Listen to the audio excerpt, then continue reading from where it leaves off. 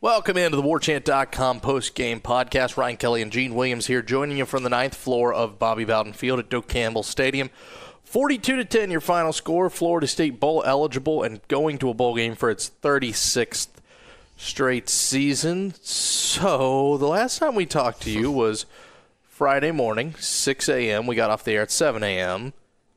I'd say a lot's happened. So, listen, the game is what it is. Florida State beat a team that can't defend anybody. They went to a bowl game. You knew this was going to happen.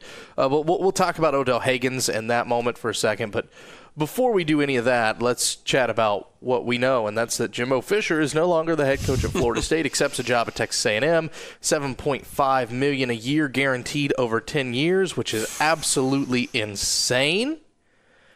And Florida State, for the first time in 41 years, will be looking for a head coach. So, Gene, let's just start right there. Your initial thoughts on all this and the process that's finally, and I'd say for fans, for the media, for everyone involved, is mercifully over. It has been, well, it's not just, you'd say 24 hours has been nuts, but it's been really the last week or so with all the rumors surrounding Jim. Not even rumors, I mean strong indications that he was going to be moving on.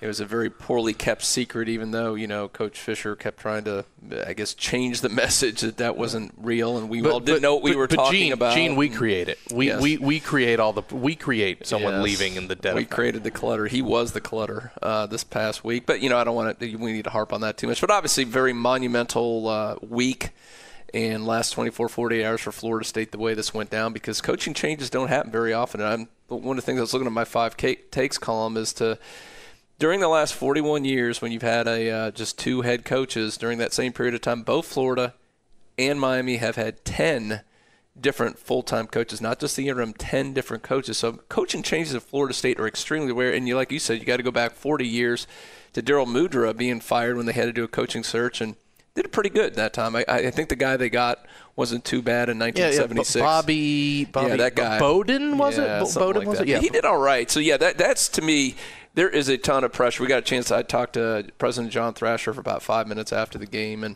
we'll have some more stuff up on that in the coaching search. But, obviously I even joked to him and go, last time they did a coach search, President, the guy that hires pretty good. No pressure there at all. And, but he's obviously very involved in this. And as a matter of fact, most people I've talked to, and he's really kind of taking over, it seems like, the lead, which he should. Obviously being in politics for his entire life, he's very good at negotiating these kind of deals. And you need a heavy hitter like that when you're dealing with someone like Jimmy Sexton. If the talk is true that we hear that Willie Taggart is the primary candidate, we really do think he is in that instance. But the downside, of course, represented by Jimmy Sexton. So that's going to be a tough negotiation in there. But I think FSU's pretty well equipped to handle that. But I'm looking forward, and I'm just rambling on because it's just so crazy. It's like I think this is probably FSU game the last 20, 30 years I probably paid the least attention to actually what happened on the field. I watched, but you were just still kind of everyone's head spinning from what happened. All the pomp and circumstance around Odell Haggins, well-deserved. Now, the one thing I do want to compliment the administration, President Thrasher, Stan Wilcox returning what could have been a really ugly negative into an extremely positive situation. Hats off. Great job making Odell Haggins that interim head coach and giving everybody who was here today, wasn't a whole lot of fans in the stands, but the ones who were here really got to get a treat. Great job. You actually kind of stole my thunder there where I was heading on that one, and that's the idea that Florida State has handled this last 24 hours about as well as you can. And let's face it, Florida State's not always known for being the greatest when it comes to PR and public relations and looking like the rosier side of something. But in forcing Jimbo Fisher to resign, at least let's do some assuming here. Well, it was. Why do you think there wasn't a statement from Jimbo Fisher? Exactly. Yeah. There was a listen. You can't coach this game tomorrow because this could have been really, really bad. You nailed it, Gene. This could have been the 58,000 announced attendance. I don't know if there are 58,000 here, but but of those announced people, just about everyone probably would have been booing him out of the building. It would have taken away from the players keeping this bowl streak alive. It would have taken away from trying to keep this season going, and it would have been an ugly scenario for what would have been the inevitable, and that was Jimbo Fisher leaving for Texas A&M. It was something that everybody knew by now. He could play coy. He could play, I don't know what you're talking about, all you want. At the end of the day, just about everybody and their brother who can read a newspaper or read warchant.com or read any website for that matter, listen to radio, watch TV, everyone knew he was gone. And the only person I feel like he was convincing wasn't gone yet was himself. And at the end of the day, Florida State's able to force his hand out. He moves on. And today doesn't become about Jimbo Fisher. It doesn't become about a university versus a man who's leaving them. It became a day about Odell Haggins. And it became about a guy who's waited 30 years for his chance, 30 years for his turn. And finally, the university that he's serviced for so long, he gets to walk out there as their head coach, go 1-0 here at Doak Campbell Stadium. And what really was, and you said it, Gene, and you could even see it being on the field for the end of that game, a highly emotional day for Florida State. Yeah, it was, and it, I was here when he was in school. I mean, back when Odell was here, to see a guy that really there isn't anybody out here that represents Florida State better, that's more of a true Seminole at heart. You could hear it. I mean, we're going to have at the end of this the post-game press conference with Odell Haggins, and just do yourself a favor. It's a lot more interesting to listen to him than listen to us, because it's just or Jimbo for that matter. Oh, especially Jimbo. that just oozes. This guy, you just go away from this thing going, man, how cool is this? This guy really bleeds garnet and gold. He loves this university. He loves his players. I just hope, if I can give one advice, I don't know if it's Willie Taggart, whoever's going to come in here, keep this guy at Florida State. Make him your defensive tackles coach. He's proven he can coach. He's proven he can recruit, and the fan base loves this guy. You would do yourselves a lot of favor to keep him on. I think there's a pretty good chance he will be the defensive tackles coach next year for Florida State. I would tend to agree. Whoever it is that's coming in, I would imagine that they want a guy who's a strong recruiter. They want a guy who's also a strong coach. It's not often that you get somebody who's as big a 1-2 punch in those situations as Odell Haggins is. You know he's a good developer. You know he's a guy his players play for, and you also know he recruits his rear off. And that's how Florida State has gotten so much talent on its defensive line over the years. All right, Gene, so let's turn our attention a little bit more to the future, this coaching search. Sam Wilcox said that he thinks that they can work pretty quickly when we talked to him after the game. Just how quickly do you think the Seminoles can work and have this thing done? It's a balancing act. I think everybody there realizes that their time is of the essence. It's a very unique. So of course, they have their first coaching search in 40-plus years. When it's the first time ever, there's an early signing period. So the timing didn't work out well for FSU to get blindsided. Not necessarily blindsided. I think they got a little bit ahead of the curve, but still to have this late of a notice and to have to scramble. So time is obviously important to get this thing done. But at the same point, and a lot of people that I've spoken to at FSU have stressed this to me, even if there's one or two guys you really like and you're going after, you have to do your due diligence. This is an absolutely huge decision to make here. Again, Bobby Bowden was the last time they did a coaching search. They got that one right. You don't want to screw this up. You have to unturn a lot of stones. You got to talk to a lot of people. We put it in our nuggets. There's a search firm involved in this thing. You want to get good feedback from them, outside people. This isn't just, hey, this guy looks good. He can recruit well. Boom, let's bring him in. Let's get the paperwork done. And then, of course, on top of that, you got to negotiate with the super agent, Jimmy Sexton. So there are a lot of stuff to go through. So it's a balancing act. I do think everything I seem to hear seems to think by midweek coming up, we should have an announcement on Florida State's next football coach. Now, keep in mind, a lot of other universities thought this too. How many times has Tennessee been ready to announce its head football coach? Now, I will say I'm sure FSU's administration has their act together a lot more. I don't see Phil Fulmer taking over for Stan Wilcox trying to push soon. him out. And so I think they will get that done. It seems like the goal right now is by midweek to announce that next head coach. Now, something could fall through. The negotiations could break through. Something else could happen in the whole process, and they have to start over. But I think right now, from everything I hear, they're in a pretty good position. Everything's going on pace, and I know fans want it right now. They want that head coach. They want Willie Taggart right now. But be patient. I think it's going to go that way. But again, it's hardly a done deal. There's reports, it's done. It's 100%. It's not 100%.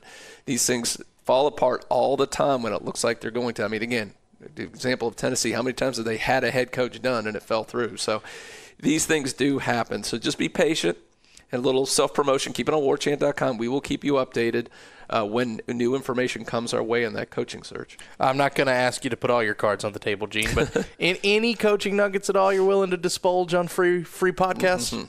We've given – I've thrown a few out there. Obviously there's – I will say that one thing I've pointed out in my last couple nuggets we put out there, everybody we've talked to that's close to Willie Taggart, it's not even a hesitation. He wants to come to Florida State. I'm sure he's not, while he's out there now, he obviously can't say any of that or give any hints. If it were up to Willie Taggart and all the other stuff wasn't involved, he'd be the next head coach at Florida State. And now people are going to blame Florida State if it doesn't happen, but there's a reason why they have a committee and why they go through this due diligence. So and the negotiations could fall through, who knows. But I will say very strongly, Willie Taggart wants to return to Florida. He wants to this is his roots. This is a guy who played high school football at Bradenton. He coached, obviously, everybody knows, at USF. He's been around this program, been around the state for a long time. Great recruiter, has all the contacts.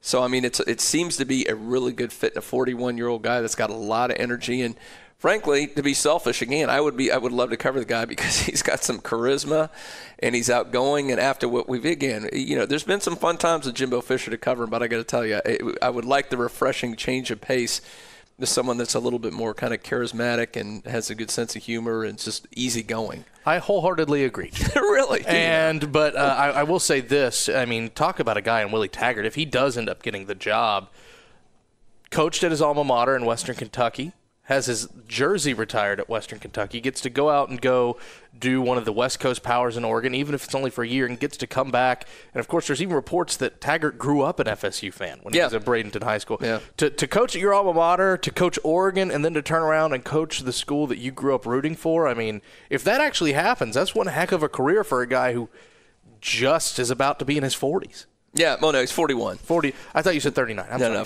sorry. Listen, I'm still sleep coaching, deprived, so don't. That is really young, though, in coaching terms, and that's one of the things. I don't buy that, but there's no perfect. Whoever you get, there's going to be some red flags here and there, and that's one of the things people go. He's only 41. He only has 1 year at least a Power 5 as a head coach, but again. Jimbo Fisher obviously had 0 years of experience as a head coach at any level. And obviously that worked well in terms of wins and losses on the field. So I don't think that should hold you back, and I think that's almost an advantage because this day college football has changed quite a lot, even when I've been doing it for the last 20 years covering it, because when you're a head coach, you better have, you got to be tireless. You have to have energy all the time because there aren't any breaks. There isn't time off. You got to recruit every single moment of the day. And a guy like that seems to have the energy and the contact. So, again, it seems good on the surface. We're hearing very positive things, but don't jump the gun just yet. Real quick, Gene, before we run, I did say on Twitter we were about to record and ask folks if they had any questions. And we did get a couple interesting questions, and I did want to ask one of them. First of all, R-Wheels24 wants to know, likely bowl destination. What are you hearing about that? I'm actually going to put that in my 5 takes. I'm going to look at that a little bit. The couple I've heard about are the Military Bowl in D.C., the Shreveport, what is that? It used to be the Weed Whacker, but what is this? What do they call it now? It's a walk-ons. It's a sports bar. Yeah, the walk-on sports bar. That's why I think they need to win here. You have the Corner Pocket, who we do a lot. Or the Seventh Hill Tap Room Bowl here. You think? Sure, in Tallahassee? sure. Let's do that one. That beats the hell out of Shreveport. But the other one I heard was whatever the Gasparilla one down in Tampa. I heard that one today. That's the one at Tropicana, right? Yeah, I think it's down in Tampa, so that would be. I think, but the odd thing about that, I think it's a little early. It's like December 21st or something like that. For the first time, I heard that one mentioned today as a possibility. So some interesting ones, and there could be some other ones. I'm going to research a little bit and talk a little bit more for my 5 takes that I'll have, so I'll have a little bit more detail. But right now, those are probably the 3 I've heard. I know a little while ago everybody seemed to be bullish on Jacksonville. What's kind of changed in that situation is just the idea that so many ACC teams have a better record, and that's one of the first choices for an ACC bowl this year. I guess there's a rule in place, something like if the team is 2 wins better, they have to take them. They can't pass them over for you. And it sounded like the ACC, when everyone was all high on the tax layer a week or two above, was kind of working the tax layer folks were working the ACC a little bit if they get a little kind of exemption, and we can slip Florida State in there. But it doesn't, from what I heard, it doesn't sound like that went well, that they didn't get what they wanted to hear from the ACC on that.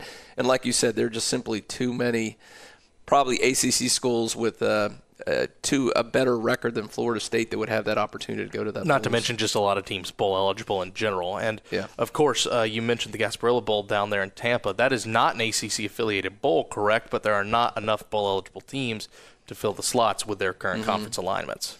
And that's one of the things where the wheeling and dealing goes on. Where technically maybe the El Paso or Military or somebody could take it, but I mean there's some backroom deals that go on there because obviously Florida State fans will go to that bowl because of the area. In Central Florida, there's a ton of alumni down there that would go to that game, where if you put it in Shreveport or D.C., you probably have a pretty small turnout for that game. Yeah, it's a heck of a day trip. Go out there. A lot of people are back home by the end of the day. Maybe don't spend a lot of money on hotels, but you spend a lot of money going out, drinking, having a good time. Having a good time at Gasparilla. Getting a bite to eat. Yeah, exactly. Our friend Tom Lang wants to know, if Odell coaches the bowl game, is Jim McElwain with the Shark right now? I would say yes. Oh, I think there's no doubt. I mean, he's got it collect a nice little check. He's out on the boat. He's fishing sharks, and who knows what other kind of shenanigans ensue after that. Exactly. You never know. Okay. Old Tom pulling it on us. Viking Nate 1 wants to know, will the assistant coach's pool increase or stay the same? And I'll take a shot at this one. It seemed like if Jimbo Fisher was going to stay the head coach at Florida State, it certainly seemed like money was not going to be an extreme object when it came to hiring new assistant coaches. No, and I was basically been told he had a blank check to pretty much hire who he needed for those positions that would have opened up. So I really don't think that's going to be a problem at all. And again, it's fun to look at the coaches that are Oregon right now. Obviously, they've got some big name guys, and Jim Leavitt. He's probably going. This may be a guy, maybe the first assistant. Maybe he's going to Mario Cristobal. He's going to demand maybe $1 million+ salary here. Maybe the other one, Mario Cristobal, offensive line. Who knows if he'd have more duties on offense? That's guy. He's going to command a huge salary. So I think you're going to see a lot of that. But again, as we like to point out a lot of times, and people always, I think they have the wrong conception that Florida State's underpaying the assistants. They were number 6 on USA Today for overall payment to assistant coaches in the country, so they pay a lot to them guys. The difference is a lot of schools have 1 or 2 guys that are making around $1 million, and then a lot of the other guys are with the league minimum. I don't know if there's something like that, like $300,000. So. But I do think they may have to even up that a little bit more. But at the end of the day, you're going to see a couple assistants going to get nice paychecks at Florida State. Finally, Gene, Marvin Hayek wants to know, when are we going to get the video of your 100 up downs? Did Odell say 100? I couldn't hear. He said 100 up downs. Woo, man, that is going to be tough, Odell. I got to get in shape for that. I do owe Odell my up downs. We'll look into that. Maybe we can get some kind of charity thing going on that. If I can do the up downs, and we'll get something like that. Anyone to throw out some charity, throw out some ideas on that. We'll see about me doing some up downs. If you're not familiar with that, usually I mute myself or put it on airplane mode when we go to the press conference, and just again, probably like you said, the lack of sleep the last several days, and my mind's a little fuzzy right now. So I didn't do that. Of course, right as we're wrapping up, and it had to happen right when it was quiet in the room, my phone's on full volume, and my cell phone goes off, and Odell called for me at that point, is what you do, and that's what happens to the players when they their phones are on and they go off. They have to do up down. So I didn't realize he said, someone on board said 30. He said 100. He said 100. Yep. Oh man, I'm in trouble. I think we're all losing a little bit. It's been a long week, I think, for all parties involved, and there's a coaching search that's still on the horizon, so we're going to keep pushing on for you. Stick with warchant.com. Of course, we're going to have more thoughts for you on Wake Up Warchant on Monday. We'll have Odell Haggins press conference right after this. And, of course, if you want to go see the video, that's on warchant.com. We'll have Stan Wilcox video up later. Listen, enjoy the rest of your conference championship Saturday. We'll keep you updated as good as we can. Gene, my thanks to you. Hey, thank you, Ryan. It's been a fun regular season. Thanks to everybody listening. We'll talk to you soon. Well,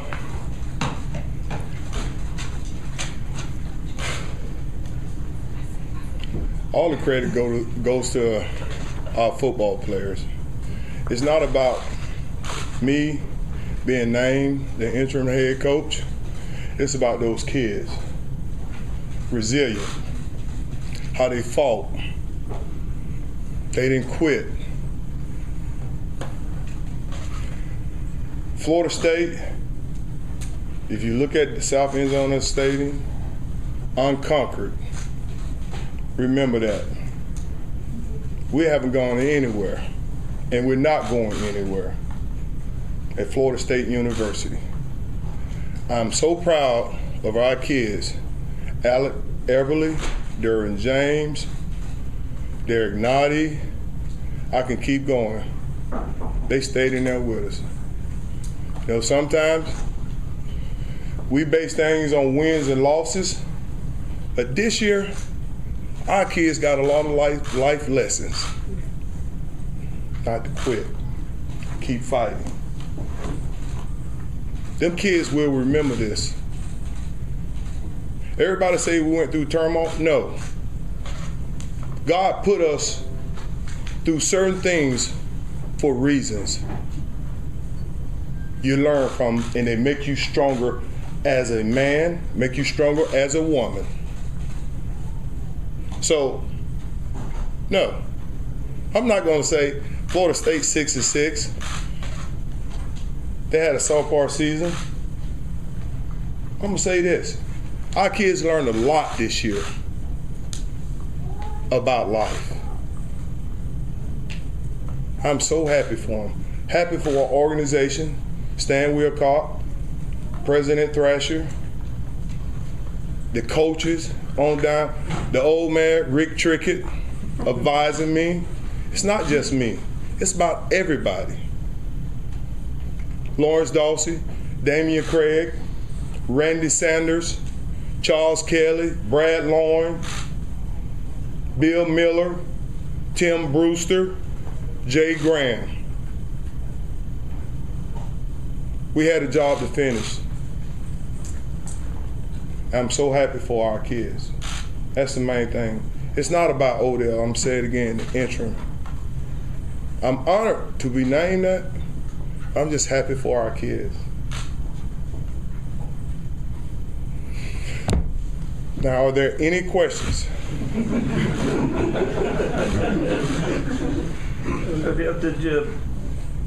The way the kids responded to you from the first time you met with them yesterday, to walk through before the game, after the game, just speak in terms of the emotion that those young men showed towards you and then you in return to them and what that means to you. Well, I'm going to say this. Me and Coach Fisher are close. We share some of the same values with young men. So it wasn't tough. I was trained well by a man named Mickey Andrews. That's my mentor through life. So as soon as Mr. Wilcock called me for this, I say, let's go. I was trained well. I had a great leader in Mickey Andrews. Never quit, never flinch. And the kids, they responded well because they know when they see Odell Haggins, my heart goes out to them. I'm going to put everything in it for them, not Odell. That's what it's about. That's why I think they responded well to me. They know I love them. I know some guys, sometimes my guys, Derek Noddy, he thought I was crazy when he first got here. Right now, that young man getting his degree, Lord willing, going to the next level. He have an opportunity. Next. I know it's not about you, but what did it mean to you that Mr. Wilcox and the administration came to you and offered you this opportunity? I'm very honored. I'm very honored when they came to me. You know, being here for 24 years, I never thought I'd be in this situation. I never thought that. But like I told you, my training, growing up around a great man like Mickey Andrews, father figure, my mother raising me, I was able to adjust to it quickly. Next. Coach, what did it mean to have the level of fan support that you had behind you today? They were chanting your name as you're coming off the field. After all your time here at Florida State, to know the fans were behind you, what did that mean? That meant the world to me. Because people always say things about themselves. I want to show action about myself. When you talk about yourself, I'm this, I'm that, to me, I want to see action. I live it. How much I care about these kids, I live it. I go to war for them. I live it instead of talk about it. Odell, have you had a chance to talk to Coach Fisher? Did he have any words of encouragement or anything? He came in there. He let me know something. He said, Odell, you're the man for it. I said, Coach, I got it. Thank you. I appreciate you and I love you. He knows it. Coach, what do you think this game means for the other assistants on the staff here? It means a lot, man. Some of the assistants, they could have just said, man, bump it. Whatever. Head coach gone. Season, people saying our season is shambles, but I'm going to say it again. We have life lessons. Sometimes when you have seasons like this, kids grow. Kids grow. Learning lessons. But we're Florida State. We're not going anywhere. What are some things you try to do to, some coaches might be moving on to other jobs. They might have to move so quickly while you keep it together before a potential bowl game. How do you try to manage having enough coaches to coach players? Well, the family atmosphere we have at Florida State, when you enter this university, you feel obligated to these kids. You know, a lot of people sit and have lip service because of recruiting, saying we got a family. This is a true family right here. In the last 30 years, Florida State has won more games than anybody in the nation.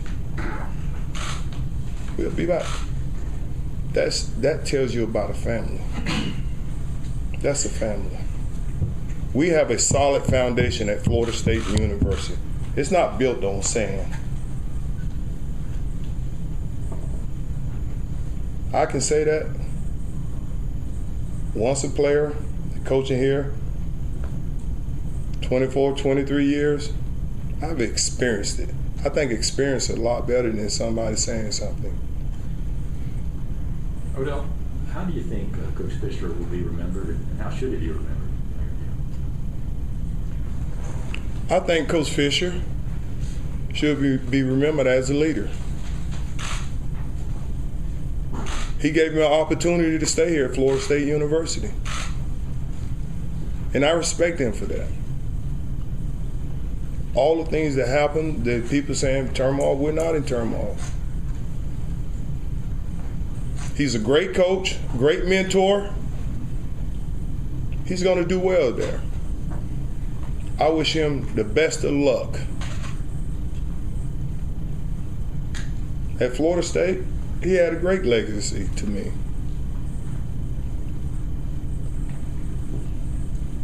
What did it mean to you to be able to go after those kids and kind of keep this bowl streak alive? And obviously it's a big achievement for those guys. Repeat it, speak up. To keep that bowl streak alive, what did it mean to you to kind of help make sure those guys kept that streak going and be a part of it? You've been a part of it as a player and coach. I gotta say, it means the world to me, but it's not about me. And I know where you're going. It's about our kids. It's about this university. My faith, God, family, and these players. That's my faith. That's what it's about. Yeah, I'm honored. I'm honored, Stan. Thank you. President Thrasher, thank you. It's about them kids in this university. That's the way I was raised as a young man.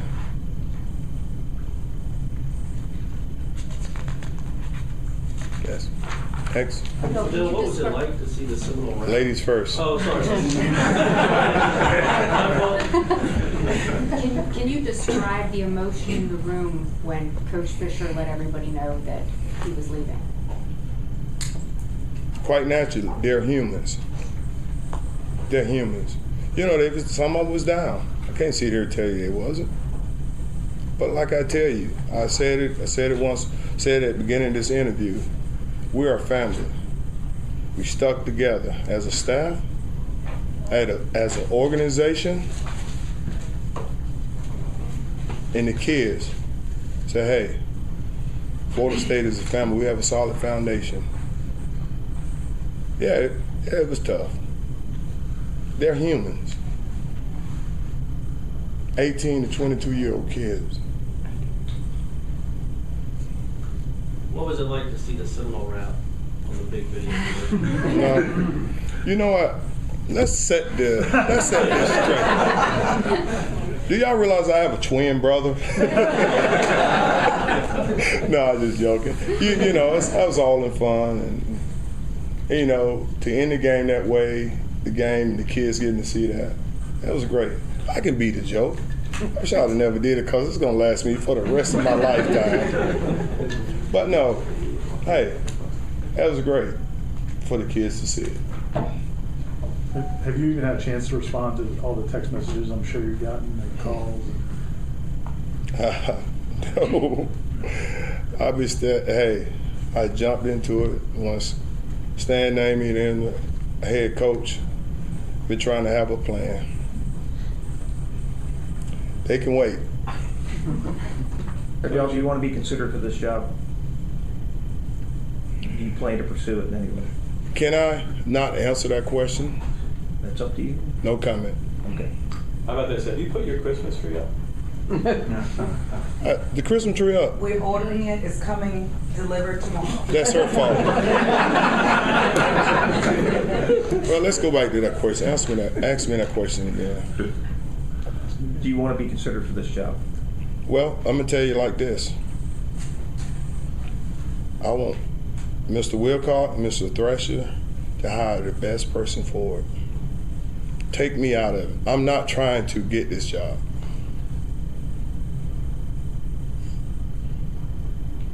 The reason why I say that,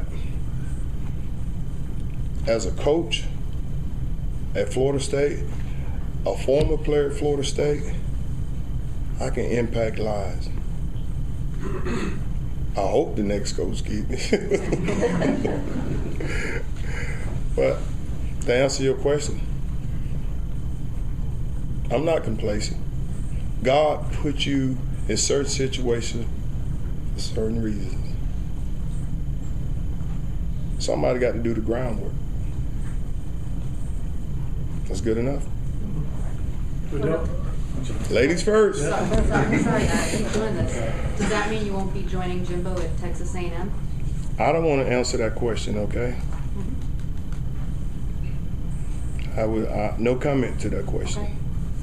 Are you guys able to reach out to recruits at this time, and what kind of communications are you guys having? We're having pretty good communication. We'll be out on the road next week. Some kids have decommitted, but hey, the ones that want to come to Florida State, they're going to win. We want people that want to be at Florida State, have that burning desire to be at Florida State, to do what's right, get an education, and play football. Like I say, the South End Zone, we're unconquered. Odell, you mentioned Coach Andrews, your mentor. During this past 24 hours, you were able to reach out to him, and so what advice did he give you? Keep being Odell Haggins. Be authentic. That was his main advice. And then from there on, we went on talking about fishing, his thing, and hunting. I'm sure you have a long list of great memories from your time here. Where's today rank in that list? Yes, for the kids, yes, it was great. It was great. It's up there with the rest of them. It's going to be a great memory one day. I can look back and say, yeah, the kids, they fought. They were resilient. They didn't quit. The staff, we all fought together. Did you enjoy getting to be the guy to get on the refs a little bit?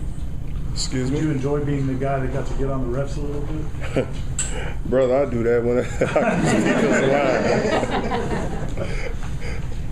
After an emotional week. Ladies first. Thanks, Coach. Just as long as you're serving as interim, just what's your main goal in serving as interim coach? My main goal as an interim coach, make sure our kids doing what they're supposed to do outside of football. So going to class, finishing strong, going out recruiting, and being prepared for what's next. After an emotional week, did it help the players just to get the pads on, get back in the rhythm, get out there on the field and play football, kind of do what they do? Yes, it did help. I keep saying, you all keep saying, emotional week. We learned lessons. Yes, it helped out a lot. Coach, what's the number one lesson that you want this team to take away from this week, then? This week? From this week. Florida State, we stand strong no matter what.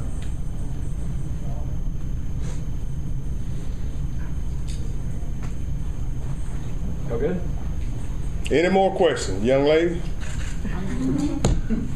What do you have to say about Akers and Patrick? 272 yards total, 4 touchdowns. First game for you. What do you have to say? What kind of impact does that create for the next game and the season that's coming up for the next coach, or if it is you who is? Well, let's not talk about the next game. Let's talk about the now.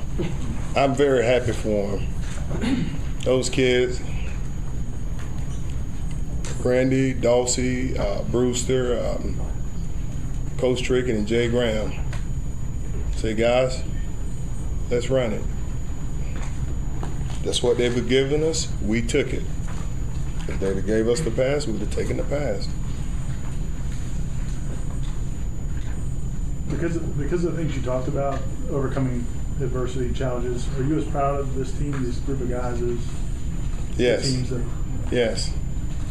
Yes, I'm very proud of them. Resilient, man. They didn't flinch. They didn't quit. Extremely proud of them. I'm proud how we all stuck together as a university. This is a lesson for everyone.